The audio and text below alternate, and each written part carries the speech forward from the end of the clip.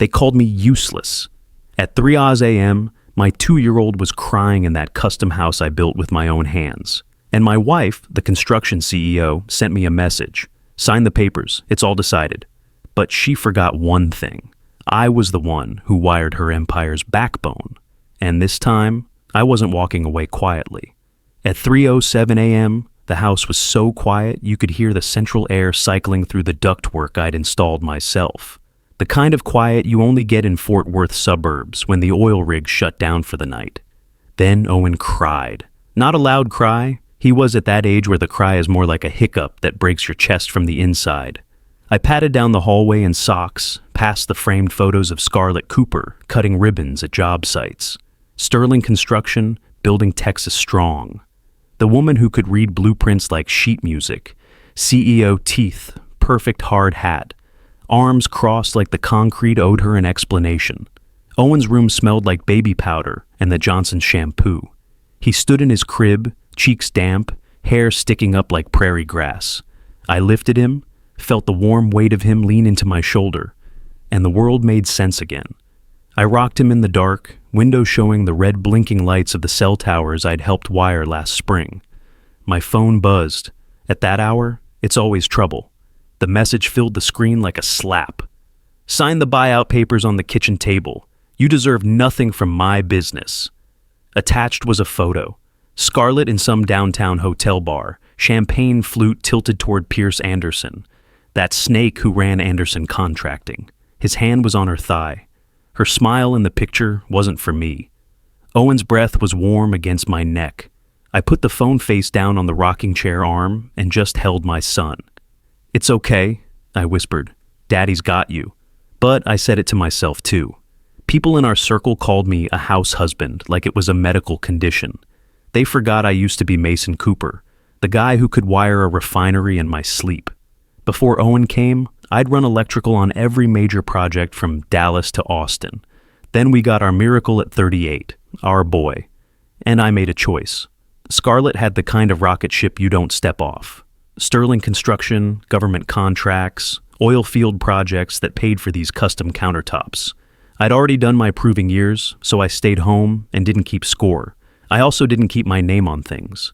Sterling's main moneymaker was their safety record and code compliance. Perfect OSHA ratings that let them bid on the big federal projects. The inspection certificates listed Sterling Construction and Scarlett Cooper. The trade magazines said she was the one who revolutionized construction safety protocols. The truth lived where truth often lives, in small places. In my toolbox with electrical blueprints signed M. Cooper, in emails where I walked her through arc flash calculations step by step. In a notebook with coffee stains and a line at the top, code compliance is your insurance policy. When Owen's breathing slowed, I set him back in the crib and smoothed his Dallas Cowboys blanket. In the kitchen, the buyout papers sat on the granite island I'd helped pour. I didn't touch them. I brewed coffee to give my hands something to do, and watched the steam twist under the pendant lights I'd hung myself. Sterling Construction, Scarlett's empire, Pierce's hand, useless. Powerful words when they come from someone who knows where you sleep. I let them burn through me and leave clean steel behind. I opened a new note on my phone and typed, "Call Quinn Taylor, 8 a.m." Then I put the phone face down again and watched the steam fade. And in that quiet, in that house I'd built, I started my plan without saying a word. At 8 a.m. on the dot, a calm voice answered. "Quinn Taylor, construction law." "I need a lawyer for a divorce," I said, "and for a business someone's trying to steal." "I handle both," she said. "Who's the someone?" "My wife, Scarlett Cooper of Sterling Construction." There was a pause, the kind you hear when someone sits up straighter. "Come in now." Quinn's office was in a converted warehouse with exposed brick and plants that looked like they were actually cared for.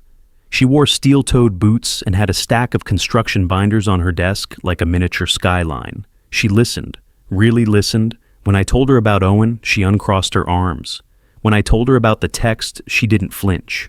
When I told her I'd been the electrical engineer behind Sterling's safety certifications, her only question was, "Where's your proof?" "In pieces," I said. "Old blueprints, emails, my contractor's notebook, and something in every electrical panel I've wired that only I would know to look for." "Good," she said. You'll gather all of it today." She pulled out a legal pad and wrote 3 terms like a teacher at a whiteboard. "First," she said, tapping the page, "community property. Simple version, money earned and things built during marriage belong to both spouses. Not just the cash today, but the value of the expertise you provided. Sterling's reputation rides on your electrical work. That matters. Second, fiduciary duty.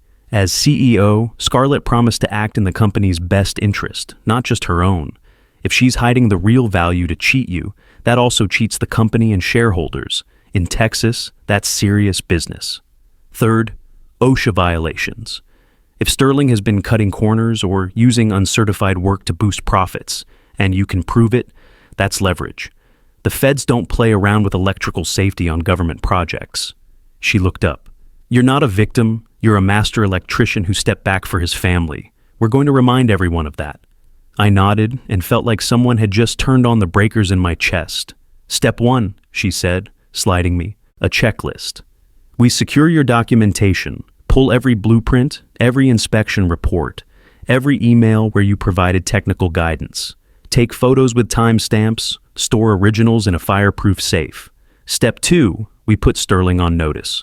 Today I'll send a litigation hold letter to the company and Scarlett's counsel. That's formal warning. Don't delete or alter anything related to electrical contracts, safety records, or business communications. If they ignore it, that's on them. Step 3, we file for temporary orders." She saw my face and translated. "We asked the court right away for rules to keep things fair while the case happens. You're the primary parent. We want a schedule that keeps Owen safe. We also want access to company records so the financial part stays honest." "Will she lose it?" I asked. "She will," Quinn said, almost kindly. "Bullies always do when someone calls the building inspector."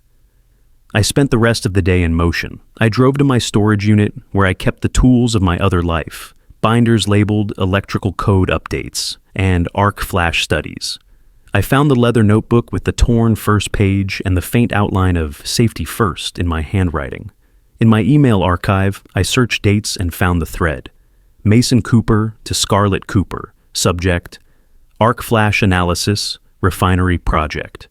If you want to bid on federal work, every electrical panel needs proper labeling and PPE calculations. Here's the breakdown by voltage class. I'll handle the compliance documentation.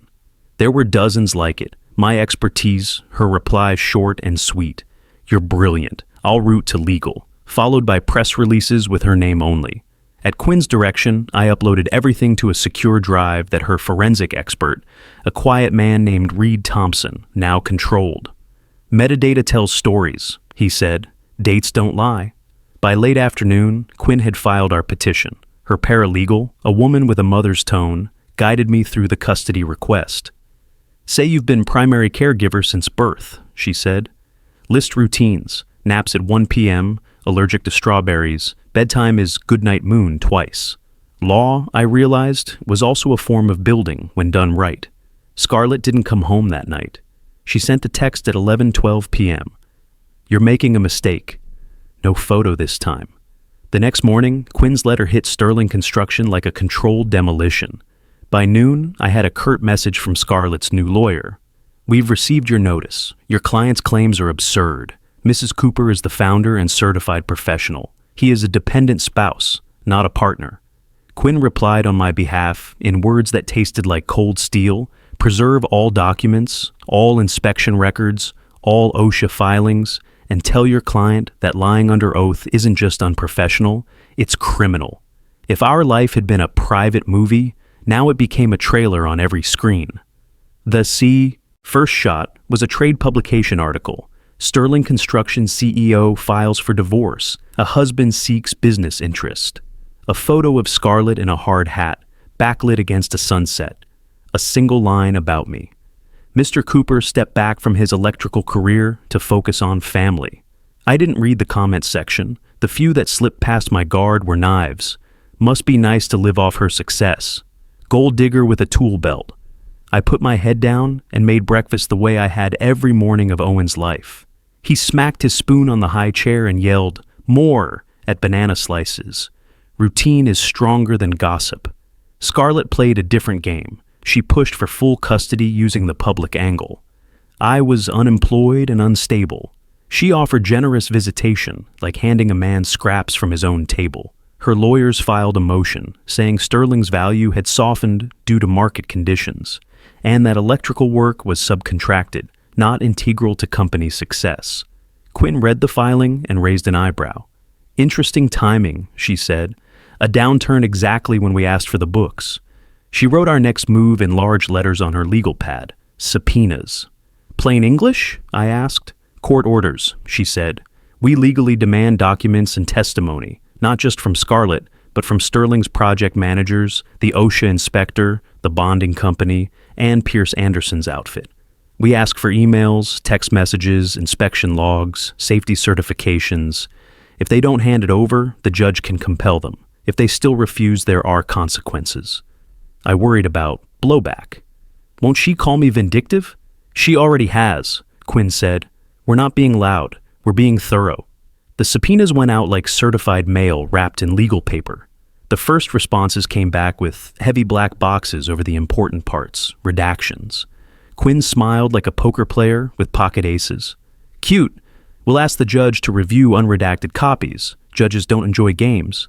Meanwhile, Reed pulled magic from my old files. He reconstructed a timeline from email, metadata, and inspection records. "See here," he said, pointing to his screen. "This electrical certification has your license number and signature. The date is before Sterling bid on the hospital project. The inspection passed because of your compliance work. Under community property law, the value that work created belongs to both spouses." "What about them claiming the company's worth nothing?" I asked. "Fraudulent transfer," Quinn said. "If Scarlett knowingly told investors one value and the court another to cheat you, that's fraud. If she's pressuring employees to play along, that's worse. And if Pierce is involved in devaluing Sterling to help his own company, that's tortious interference." I tucked Owen in for his nap and sat outside his door, listening to him breathe and the distant hum of the compressor I'd installed for the workshop. I thought of Scarlett when we were young, learning to read electrical schematics in our first apartment, pizza boxes and graph paper everywhere. I'd loved her ambition then, loved how she could walk onto a job site and command respect. But something happens when the site becomes the only place you can see. You forget the person who made the site safe to work on. The court date for temporary orders arrived. We walked into family court with our binders and our hope. Scarlett sat across the aisle, expensive suit, hair like a helmet. Pierce Anderson ghosted in the back, watching. The judge asked simple questions in a tired voice. Who takes the child to doctor visits? Who handles daycare pickup? Who knows his allergies? It was like counting screws in a junction box. Scarlett's lawyer tried to paint me as incompetent. Quinn stood and fed the judge facts like clean copper wire. Pediatrician records with my signature, daycare receipts, photos, a schedule chart with Owen's routine written in my handwriting. The judge looked to Scarlett.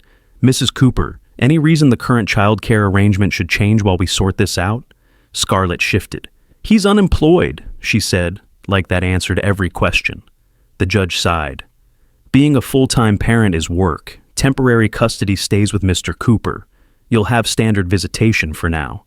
That night, I read Owen Goodnight Moon 3 times, and each time the quiet old lady whispering "hush" sounded like Quinn. But the real fight was still ahead.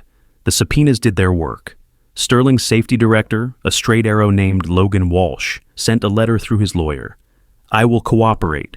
I have a duty to worker safety and to the truth." The pile of documents that arrived filled 8 bankers' boxes. Quinn's team worked like a small army of electricians troubleshooting a complex circuit.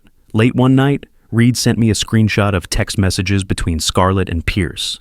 Scarlett, "If we delay the hospital electrical certification until after the valuation, it doesn't hit this quarter's assets." Pierce, "Clean. He gets less, then we bid jointly on the next federal project." Scarlett, "He'll never figure it out. Mason just follows orders." I stared until my eyes watered. I printed the page and put it in the fireproof safe like it might explode. Quinn's note the next morning was simple. "We don't have to shout, we just have to show." Depositions are strange rooms, fluorescent lights, pitchers of water with sweating glasses, a court reporter with quiet fingers. No judge, but truth sits in the corner like a safety inspector. Everyone swears an oath. Every word gets recorded. It looks simple, and it's not. Scarlett arrived with 2 lawyers and posture that said the chair wouldn't dare be uncomfortable. Pierce didn't show. His deposition was scheduled for next week. Quinn and I sat together. She touched my sleeve once, a human signal in a room designed to feel like a machine. The court reporter gave the oath. "Do you swear to tell the truth, the whole truth, and nothing but the truth?" "I do," Scarlett said, crisp as a new circuit breaker. Quinn began softly. "Mrs. Cooper, state your role at Sterling Construction." "I'm the chief executive officer and founder." "Did you personally perform the electrical engineering that underlies Sterling's safety certifications?" "I oversee all technical work," she said. And the way she said oversee made it sound like babysit. Quinn didn't change expression. "Please look at Exhibit 12, a printed email chain. On March 15th at 10:30 p.m., your husband wrote explaining arc flash calculations for the refinery bid, detailing proper PPE requirements and panel labeling. Do you see that?" Scarlett glanced. "People send technical input all the time." "Exhibit 18, Quinn said. Your reply? "You're brilliant. This wins us the contract." "That's your email signature?" Scarlett shrugged. "Looks like it." "Exhibit 24, Quinn continued, sliding another page. "Text messages with Mr. Anderson discussing delaying electrical certification to reduce company valuation before divorce proceedings. Do you see the line, 'He gets less'?" Scarlett's lawyer objected to form, relevance, and probably the weather. Quinn waited each objection out, then asked again. "Do you see it?" "I see a business discussion," Scarlett said, lawyer smiling. "Exhibit 31, Quinn said, and her voice changed for the first time, warmer, almost sad. "Sterling Construction's OSHA inspection reports. Please turn to page 47. She waited. "Do you see the electrical certification signature?" "I'm not here to read paperwork," Scarlett said. "You're here to tell the truth," Quinn said, still gentle. "Look at line 23. Read the signature aloud." Scarlett's jaw moved. She read flat. "M. Cooper, Master Electrician, License 47291. "Thank you," Quinn said. "What does that license authorize?" "Electrical work," Scarlett said, crisp. "And without that licensed work, could Sterling bid on federal projects?" Scarlett didn't answer. Quinn looked at the court reporter. "Please note, the witness has not responded." Scarlett's lawyer leaned in. "My client isn't required to speculate." Quinn nodded. "We don't need speculation." She slid over a laminated sheet Reed had prepared, side-by-side comparison of project bids won versus bids lost, correlated with Mason Cooper's electrical certifications. Sterling Construction won 87% of federal bids when Mr. Cooper provided electrical compliance, Quinn said. After he stepped back from project work in 2019, that rate dropped to 31%. The difference represents approximately $2.1 million in lost contracts. She let that settle, then continued, still soft. "Mrs. Cooper, did you tell investors that you personally engineered Sterling's safety protocols?" "Yes," Scarlett said, brittle. "I lead the company." "Did you tell this court that electrical work was subcontracted and non-essential to company value?" My lawyers prepared, "Yes or no?" "Yes." "Did you text Mr. Anderson that delaying certification would help your husband get less in the divorce?" Scarlett's mouth opened and closed like a circuit breaker tripping. "We discussed strategy." "Is that a yes?" She looked at her lawyer, then at the water pitcher, then back at me for the first time all day. Something flickered across her face that looked like anger at herself. "Yes," she said. Quinn rested her hands on the table. "You understand that, as CEO, you have fiduciary duty to act in the company's best interest, not hide value for personal gain?" "Yes," Scarlett whispered. "And you understand that lying under oath is perjury, and misleading courts about asset valuation is fraud?" Scarlett didn't answer. Her lawyer called for a break like a man hitting an emergency stop. In the hallway, I leaned against the wall. My knees felt like overloaded conduits. Quinn stood beside me with a look that said, "Breathe." Through the glass door, I watched Scarlett and her team whisper frantically, posture broken. When we returned, everything was different. Scarlett spoke in half sentences. Her lawyers objected less and wrote more notes. Quinn asked fewer questions. She didn't need more. Truth, when it finally shows up, does all the talking. By the end, Scarlett's counsel asked for private caucus, lawyer code for, "We need to make a deal before this gets uglier." Quinn agreed to hear them after Pierce's deposition the next day. We walked out into gray Fort Worth afternoon that smelled like concrete dust and opportunity. I buckled Owen into his car seat outside his grandmother's house and kissed his forehead until he pushed me away, giggling. "Stop, Daddy!" The world had edges again. That night, Scarlett sent a message with no words, just a period. It said more than her first text ever did. Pierce's deposition the next morning had been a slow-motion demolition. He'd tried to be clever and wasn't. He said, "I don't recall so many times the court reporter asked him to speak up." Reed's text screenshots did the remembering for him. We met in a conference room overlooking downtown Fort Worth. Scarlett's side brought 4 people and a stack of papers bound with red tape. Quinn brought 2 people and a fountain pen. Scarlett looked smaller, not in height, but in story. The story had been stripped of its finish and left with only facts. She kept her chin up because she didn't know how not to, but her eyes were tired. Her lead lawyer spoke. "Mrs. Cooper is prepared to resolve this matter confidentially to protect the company and family." He pushed papers across the table. Quinn read without blinking. "No," she said, and pushed them back. Then she slid across a sheet with our terms written in clear lines like electrical code. 45% of Sterling Construction's verified value, calculated with proper asset disclosure, including delayed projects, lump sum payment to equalize after taxes, transfer of voting shares to Mr. Cooper to ensure ongoing transparency, primary custody with generous but realistic visitation given Mrs. Cooper's travel schedule, written acknowledgement of technical contribution to company safety record, attorney fees. Scarlett's lawyer laughed once, the sound of a man who'd just watched his main breaker fail. "You're dreaming." Quinn tapped the stack of exhibits with a fingernail like a small, polite hammer. "The dream," she said, "was thinking a court would ignore perjury and fraud. If we proceed, we move to remove Mrs. Cooper as CEO for breach of fiduciary duty. We report to OSHA and bonding companies. We seek punitive damages and patent correction on safety procedures. We're here because my client wants to protect Owen from a public spectacle. Don't mistake that for weakness." Silence settled on the table between us like morning mist. Outside, a construction crane moved against the sky like a slow clock hand. Finally, Scarlett's lawyer asked for the room. They left. They came back. Papers changed hands. Numbers rose like voltage under load. By late afternoon, we had agreement in principle. It was substantial, not enough to make news, but locked behind confidentiality. In our quiet world, it was the sound of breakers switching on.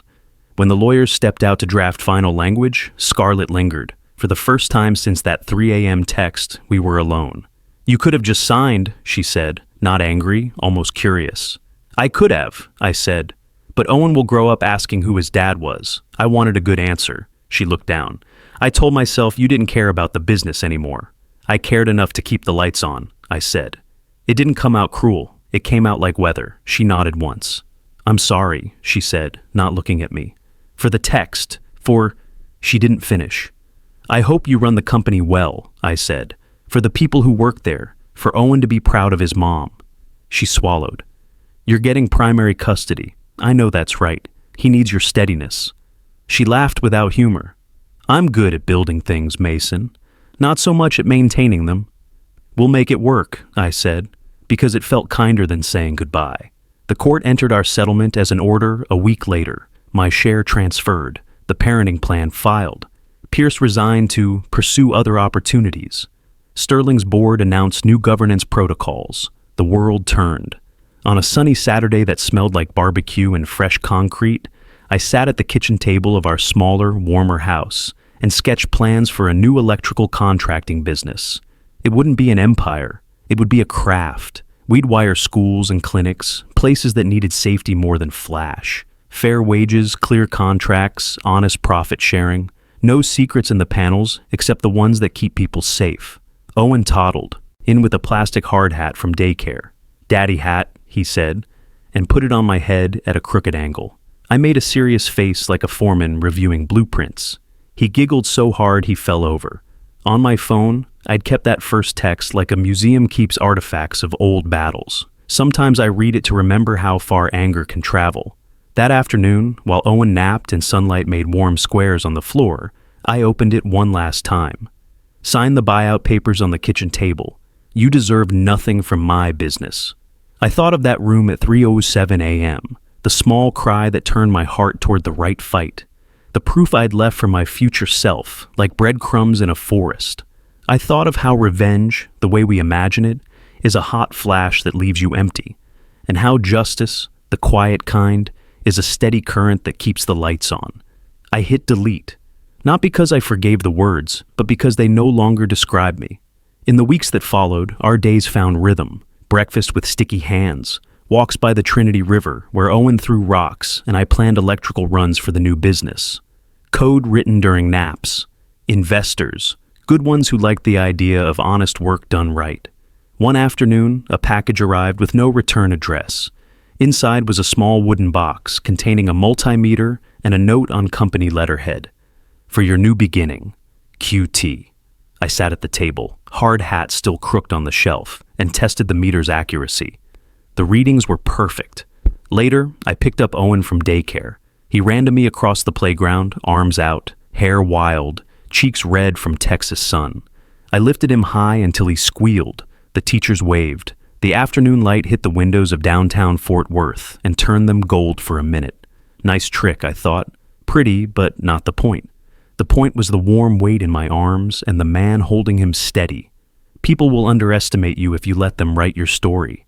They'll call you unemployed, dependent, useless. They'll underestimate love, too, the way it teaches you to fight without becoming what you're fighting. The hard part isn't the shouting. The hard part is the showing. At bedtime, Owen wanted Goodnight Moon again. He always paused at the line about the quiet old lady whispering hush. I always did the voice, and we both laughed. When he fell asleep, I stood in the doorway watching his chest rise and fall. And I said a simple prayer my grandfather taught me. Thank you for enough. Then I went to my desk and opened a new folder on my laptop.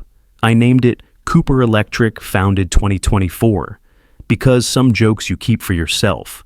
I typed the first line of our company mission statement, something I wished existed when we were young and honest, before empires got too big to remember who built the foundation. Quality work built with integrity during the years that matter most.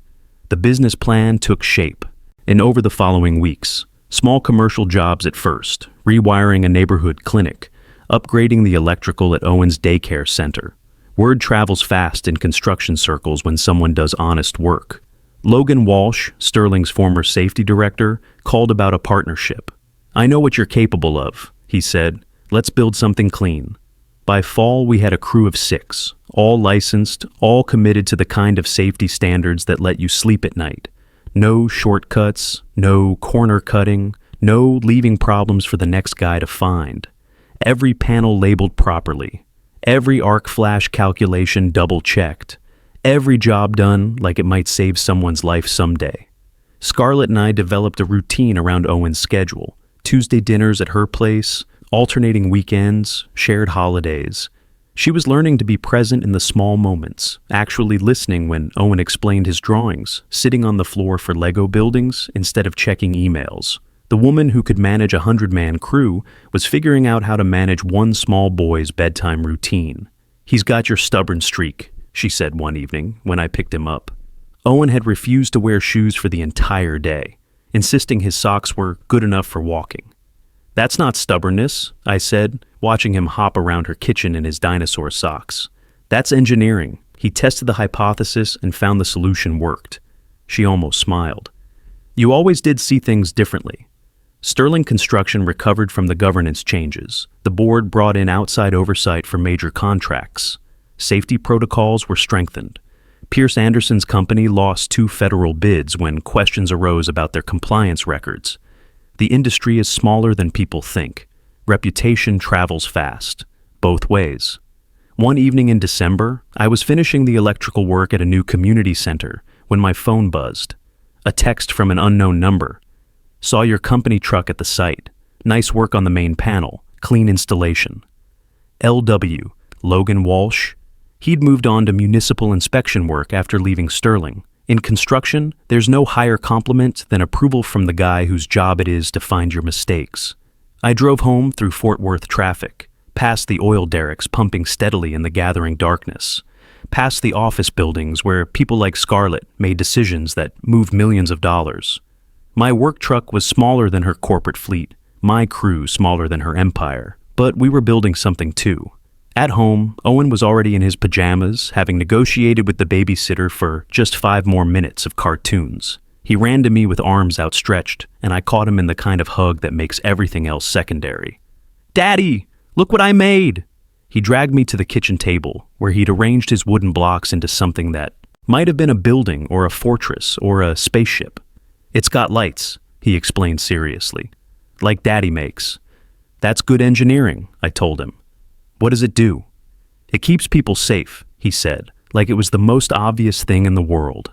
Outside, Fort Worth hummed with possibility. Inside, justice didn't need to shout anymore. It just did its work, steady as house current, while a father kept his promise to his son and to himself. We are not what they call us. We are what we build and who we hold.